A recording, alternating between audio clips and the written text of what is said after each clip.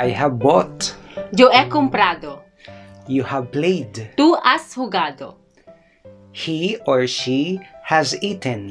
Él, ella, usted ha comido. We have lived. Nosotros hemos vivido. You have traveled. Vosotros habéis viajado. They have finished. Ellos, ellas, ustedes han terminado. Alright, Lucrecia, do you have an idea what these sentences show? Profe, the sentences show present perfect tense. Are you sure? ¿Estás segura? Estoy muy segura.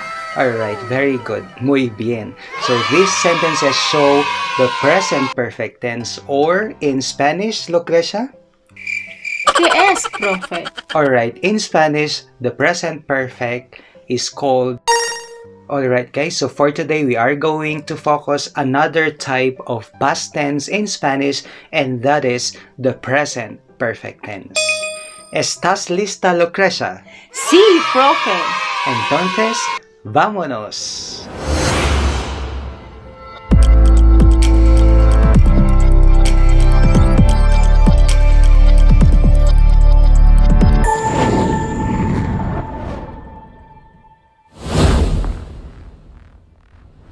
Hello guys, welcome back to our humble abode, BLDG production. So for today, we are going to study again another type of past tense in Spanish. So actually, this is our third type, okay, of past tense in Spanish, and this is the present perfect, or El pretérito perfecto. Now, when are we going to use the present perfect tense? Alright, so the Spanish present perfect, also known as pretérito perfecto, is a past tense that is used for actions that are related with the present but began in the past. So it's already finished, but there is a relationship with the activity or with the action at the present. So, if that's the case, then we are going to use el pretérito perfecto, or the present perfect tense in English. Now, how do we form the pretérito perfecto in Spanish? Do you have an idea? Un poquito, profe. Alright, so you have to take note of this. So we are going to use an auxiliary verb, which is haber in Spanish. Okay, haber. So it is spelled as H-A-B-E-R. Alright, so it is written as H-A-B-E-R. That is haber. So we do not say haber. So this is silent H, guys. Alright, so haber is an auxiliary verb which means like has or have in English. Then the past participle. So this is our guide. So we are going to use haber plus the past participle to be able to show the present perfect, or el pretérito perfecto in Spanish. Alright, so of course, we are going to conjugate haber to be able to show the present perfect tense. Alright guys, so we have to familiarize ourselves with the subject pronouns in Spanish. Alright, so for example, the word or the pronoun yo, what does this represent in English? I. What about tú? You. El? He.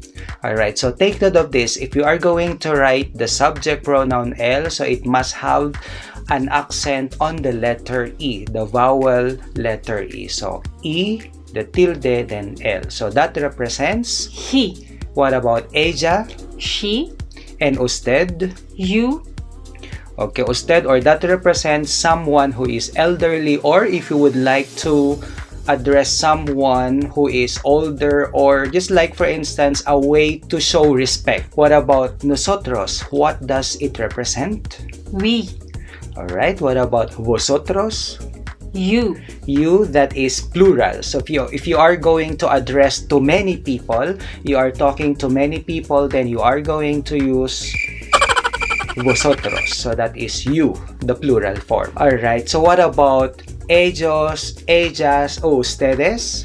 They. Okay, so we are going to conjugate the verb haber to be able to use or to express el pretérito perfecto or present perfect tense correctly. Yo, tú, as, él, ella o usted, a, nosotros, hemos, vosotros, habéis, ellos, ellas, ustedes.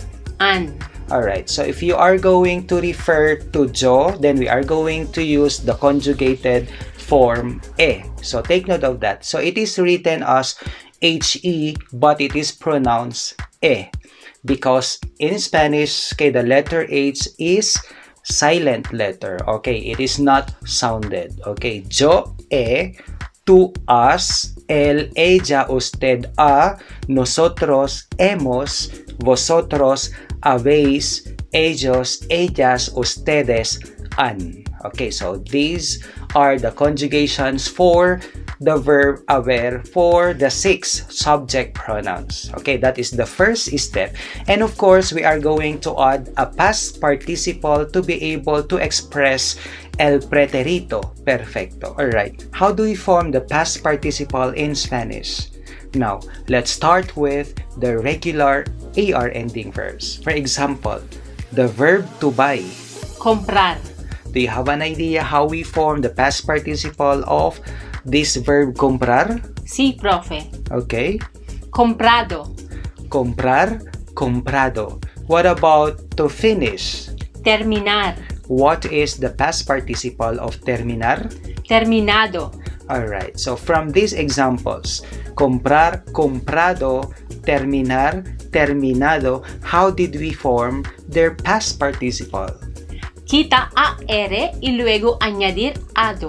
Alright, so what about for ER ending verbs? ER, for example, to eat. Comer. Its past participle. Comido.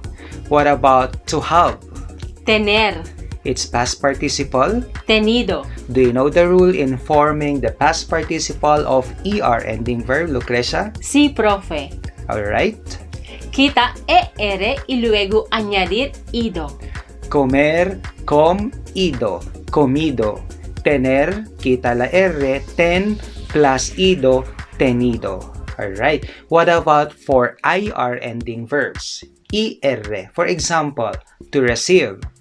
Recibido. Recibir, recibido. What about to go? Ir. And its past participle? Ido. Ido. Alright, so what is the rule if we are going to form the past participle of IR ending verbs? Primero quita la IR y luego añadir ido. Do we have the same rule for the ER and the IR ending verb in forming their past participle? Sí, profe. Alright, so ER and IR ending verbs have the same rule in forming their past participle. So remove ER, the ending ER or the IR, and add ido. Alright, what about for irregular verbs? So take note that in Spanish we have this regular and irregular verbs, and as always, the irregular verbs are somewhat difficult in forming their past tense or in forming their past participle too. So let's find this out. Right, the following are examples of irregular verbs. So we are going to find out the difference in forming the past participle of regular and irregular verbs. For example, the verb to say. Decir. Its past participle? Dicho. Dicho. So you see the difference? It's totally different. Decir, dicho. Its past participle. Next, to see. Ver. Its past participle? Visto. Return. Volver.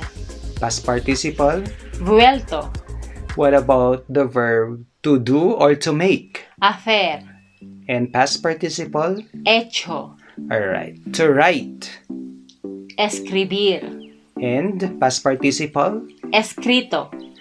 Break. Romper. Roto. Cover. Cubrir. Cubierto. What about redo? Rehacer. Rehecho. What about to discover? Descubrir. descubierto. So you notice the difference, guys? So for irregular verbs, we don't add ado or ido to form their past tense. So we don't say for decir, decido. We don't say that. For ver, we don't say vido.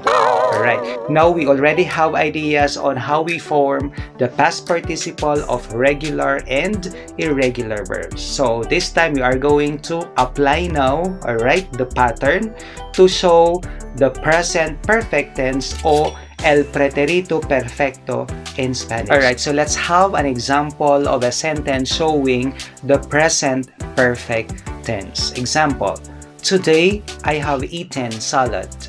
Hoy he comido una ensalada. Alright, so the word hoy or today indicates the tense where we are, which is the present.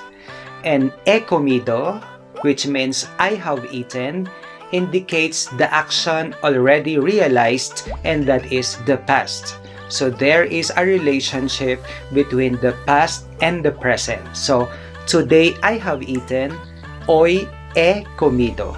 So the word he represents the auxiliary verb haber, and that is the conjugated form for the first person yo. Okay, yo, I have. Just like I have. Alright? What about comido? That is the past participle of the verb comer. Okay? Yo he comido. Alright, so let's have some more sentences to show present perfect o pretérito perfecto in Spanish. The first one. This afternoon, Borlagaw TV has studied mathematics. Esta tarde, Borlagaw TV ha estudiado matemáticas. Tonight, Nash the Explorer and Mr. Big Word have gone to the cinema. Esta noche, Nash the Explorer y Mr. Big World han ido al cine. This week, Riz Legaspi and I have worked a lot. Esta semana, Riz Legaspi y yo hemos trabajado mucho. This month, you have contributed a lot of money. Este mes habéis dado mucho dinero. This is very important in constructing present perfect o pretérito perfecto in Spanish. We have to use the following time tellers or expressions to denote present action. So for example, this afternoon, Esta tarde, tonight, esta noche, this weekend, este fin de semana, this week, esta semana, this month. este mes. Alright, so these are examples, okay, of time tellers or expressions that show present action, and this is very important when we are constructing or expressing el pretérito perfecto. Aside from those mentioned present time tellers or expressions, we have to use the following also to denote present perfect. So for example, the word always. Siempre. Alright, so always in Spanish is siempre. Alright? Never. Nunca. Once. Alguna vez. This type of past tense is very easy, right? Sí, profe. Because if we know the conjugation of haber and we know the past participle, so haber más participio pasado, then you know easily how to express el pretérito perfecto or present perfect in Spanish. Have you learned a lot today? ¿Has aprendido mucho hoy? Sí, profe. He aprendido mucho hoy. ¿Has aprendido mucho hoy? He aprendido mucho hoy. These are also examples of present perfect or Pretérito perfecto.